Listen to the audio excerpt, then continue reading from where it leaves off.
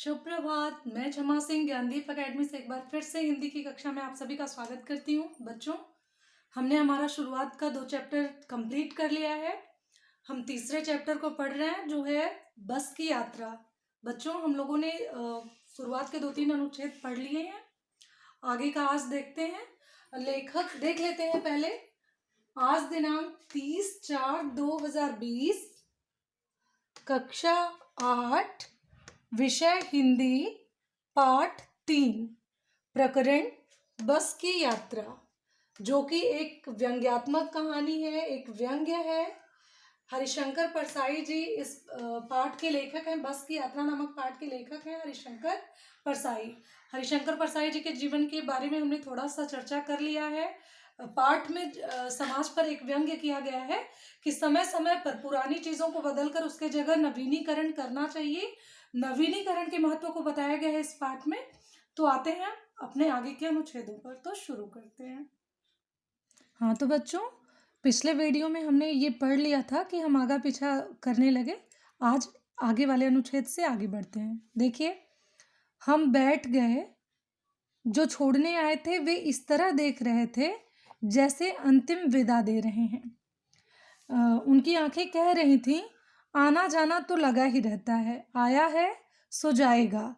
राजा, रंक, फकीर, मतलब जो भी आए उनको एक दिन जाना है। आदमी को कूच करने के लिए एक निमित्त चाहिए। ठीक है बच्चों, देख लेते हैं। हम बैठ गए, यानी लेखक और लेखक के मित्र जो हैं वो बस में बैठ गए। उन लोगों को, जो भी लोग छोड़ने बस स्टॉप तक आए थे, वे उन्हें ऐसे देख रहे थे जैसे कि वो अंतिम विदा दे रहे हैं। अंतिम विदा यानी आप लोग समझ रहे हैं, यानी कि वो फिर कभी लौट के नहीं आएंगे। अर्थात जैसे लग रहा है कि वो अब मृत्यु के गोद में जा रहे हैं, इसलिए वो लोग ऐसे देख रहे थे जैसे कि वे उन लोगों को आखिरी विदाई दे रहे हैं।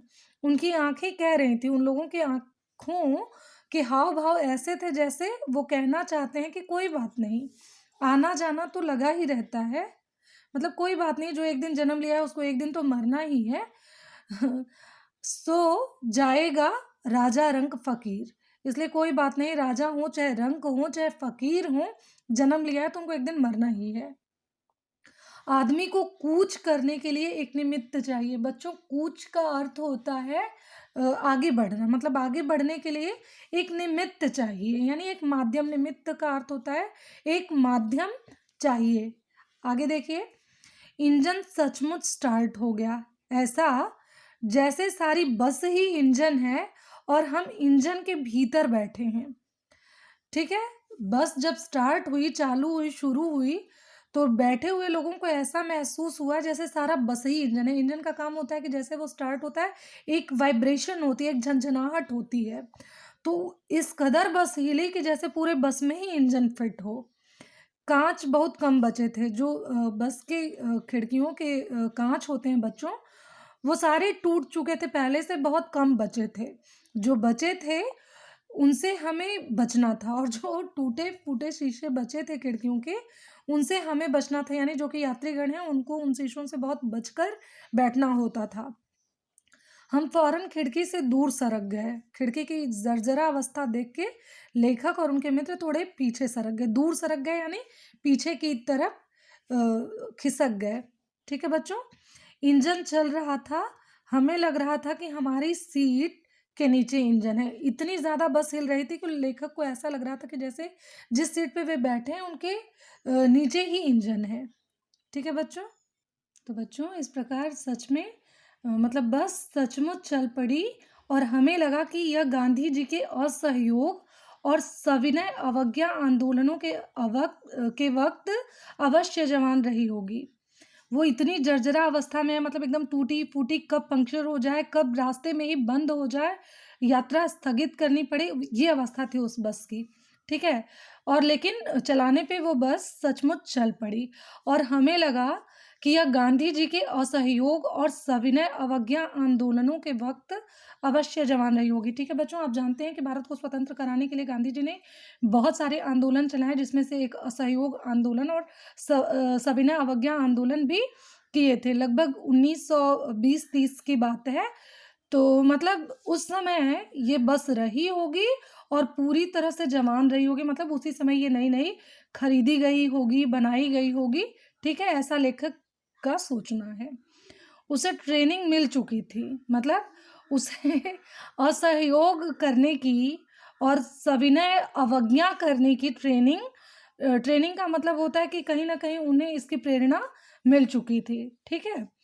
हर हिस्सा दूसरे से असहयोग कर रहा था। बच्चों, शब्द से ही स्पष्ट है, शब्द से, कि असहयोग यानी जिसमें सहयोग की भावना ना हो, ठीक है? तो बस का हर हिस्सा दूसरे से असहयोग कर रहा था, यानी सहयोग करने के लिए तैयार नहीं था। जैसे यही नहीं कि पूरी बस एक साथ बंद हो जाए, कहीं उसका इंजन फेल ना हो जाए, ठीक है? खिड़की के जो शीशे थे वो पहले से टूटे हुए थे, दरवाजे ऐसे थे कि कब दरवाजे पे खड़ा व्यक्ति गिर जाए। पूरी तरह से ध्वस्त थी वो बस। कहने का मतलब यही है कि एक-एक पार्ट हिल रहे थे, कोई एक-दूसरे से कंप्लीटली सहयोग नहीं कर पा रहा था। पूरी बस सविनय अवज्ञा आंदोलन के दौर से गुजर रही थी, ठीक है? सहयोग करने की उनमें क्षमता न थी। और सविनय का अर्थ क्या होता है बच्चों? विनय सहित, यानी प्रार्थना सहित, ठीक है? पूरी बस प्रार्थना से सविनय, विनय के साथ अवज्ञा कर रही थी। अवज्ञा का अर्थ होता है आज्ञा न मानना, यानी कि अगर जैसे इंजन है तो वो पूरे बस पे कमांड करती है, जैसे इंजन स्टार्ट होता है उसके हिसाब से ड्राइवर जो है वो गाड़ी को पोजीशन देता है, दिशा देता है। लेकिन यहाँ क्या है कि बस के जो विभिन्न पार्ट्स हैं वो अवज्ञा कर रहे थे, बड़े ही प्रेम से आज्ञा नहीं मान रहे थे, ठीक है बच्चों? आंदोलन के दौर से गुजर रही थी, सविनय अवज्ञा आंदोलन के दौर से गुजर रही थी। सीट का बॉडी से असहयोग चल रहा था। सीट जो बस की बॉडी है, बस का जो स्ट्रक्चर है, सीट उससे असहयोग कर रहा था। कभी लगता सीट बॉडी को छोड़कर आगे निकल गई है। आप लोगों ने भी कभी-कभार रोडवेज़ में इस तरह का फ़ील किया होगा, अनुभव किया होगा, चल रहा था। कभी लगता सीट बॉडी को छोड़कर आगे निकल गई है, ठीक है बच्चों? ध्यान से देखिए, सीट का बॉडी से असहयोग चल रहा था, कभी लगता सीट बॉडी को छोड़कर आगे निकल गई है, कभी लगता कि सीट को छोड़कर बॉडी आगे भागी जा रही है। 8-10 मील चलने पर सारे भेदभाव मिट मिट गए। मतलब 8-10 मील चलते-चलते ऐसा लगा कि इनके अंदर अब कोई जातिगत कि हम विशिष्ट हैं, कोई बहुत हीन है, सारे पार्ट्स जो हैं, जो सारे अंग हैं बस के, वो एक हो गए थे। यह समझ में नहीं आता था कि सीट पर हम बैठे हैं या सीट हम पर बैठी है। बच्चों, अनुभव कीजिए बस कैसी लग रही होगी। एकाएक बस रुक गई। मालूम हुआ कि पेट्रोल की टंकी में छेद हो गया है। लो, अब पेट्रोल की टंकी में अगर छेद हो गया तो सारा पेट्रोल जो है वो रिसकर गिर जाएगा। ड्राइवर ने बाल्टी में पेट्रोल निकालकर उसे बगल में रखा और नली डालकर इंजन में भेजने लगा। हाँ, ड्राइवर भी दिमाग वाला था। उसने क्या किया, बाल्टी में पेट्रोल निकाल लिया और उसे बगल में रख दिया और पाइप के ज़रिए इंजन में डालने लगा। अब मैं उम्मीद कर रहा था कि थोड़ी देर बाद बस कंपनी के हिस्सेदार इंजन को निकाल कर गोद में रख लेंगे और उसे नली से पेट्रोल पिलाएँगे, जैसे माँ बच्चे के मुँह में दूध की शीशी लगाती है। जिस प्रकार माँ अपने बच्चे को गोद में सुलाकर बॉटल का दूध पिलाती है, उसी तरह लेखक को ऐसा लगा जैसे जो कंपनी के हिस्सेदार साहब थे, वो अभी अभी तो पाइप के द्वारा पिला रहे थे, लेकिन ऐसा लग रहा था कि अभी इंजन को अपने गोद में रख लेंगे और उसको खुद ही बच्चे की भांति उसमें तेल डालेंगे, पेट्रोल डालेंगे। ठीक है बच्चों? आगे देखिए, बस की रफ्तार अब 15-20 मील हो गई थी। अरे बाप रे! मुझे उसके किसी हिस्से पर भरोसा नहीं था। ब्रेक फेल हो सकता है, स्टीयरिंग टूट सकता है। प्रकृति के दृश्य बहुत लुभावने थे, ठीक है? लेखक को डर लग रहा है कि कुछ भी हो सकता है, लेकिन एक चीज़ था कि बस में बैठे-बैठे जो दृश्य आ रहे थे, प्राकृतिक दृश्य जो प्राकृतिक थे, वो बहुत लुभावने थे। दोनों तरफ हरे-भरे पेड़ थे, जिन पर पक्षी बैठे थे। मैं हर पेड़ को अपना दुश्मन समझ रहा था। अच्छा, देखिए लेखक को हर पेड़ उनका दुश्मन समझ आ रहा था। क्यों? जो भी पेड़ आता डर लगता कि इससे बस टकराएगी। वह निकल जाता तो दूसरे पेड़ का इंतज़ार करता। ठीक है? लेखक को ऐसा लगता कि पेड़ आया कि हम लोग लड़ भिड़ के बस का एक्सीडेंट हो जाएगा, लेकिन ऐसा नहीं होता, तो वो दूसरे पेड़ के बारे में ऐसा सोचते थे। झील दिखती तो सोचता कि इसमें बस गोता लगा जाएगी। कोई अगर झील आ जाती बीच में, तालाब जैसी जगह, तो लगता लेखक को कि बस अब उसी में बस गिर जाएगा और हम लोग बस गोता ही लगाने जा रहे हैं। बच्चों, आज के लिए बस इतना ही हम अनुच्छेदों का अध्ययन करेंगे। पाठ से संबंधित कठिन शब्दों का अर्थ देख लेते हैं। हाँ, तो बच्चों कठिन शब्दों के अर्थ देख लेते हैं। असहयोग का अर्थ होता है साथ न देना यानी सहयोग न करना। सविनय का अर्थ है प्रार्थना सहित। अवज्ञा यानी आज्ञा न मानना। दौर का अर्थ है समय। बॉडी अर्थात ढांचा। भेदभाव यानी वर्ग भेद। गोता का अर्थ होता है डुबकी। क्षीण का अर्थ होता है मध्यम। प्राणांत का अर्थ होता है मृत्यु। बच्चों, पाठ में कुछ मुहावरे आए हैं जिनका अर्थ देख लेते हैं। जैसे पहला है आगा पीछा करना यानी इधर उधर होना।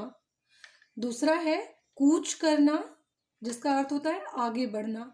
तीसरा है प्राणांत होना यानी मृत्यु होना। ठीक है बच्चों, अब आप लोग आज का होमवर्क देख लीजिए। उपर्युक्त मुहावरों पर एक एक वाक्य बनाइए। बहुत इजी है, बहुत ही सरल है। दूसरा है वर्कशीट में दिए गए गद्यांश से संबंधित प्रश्नों के उत्तर लिखिए। बच्चों, मैं अभी आप लोगों को एक पठित गद्यांश पर आधारित एक गद्यांश भेजूंगी, उससे रिलेटेड प्रश्नों के उत्तर आपको लिखकर भेजने हैं। तो आज के लिए बस इतना ही। धन्यवाद।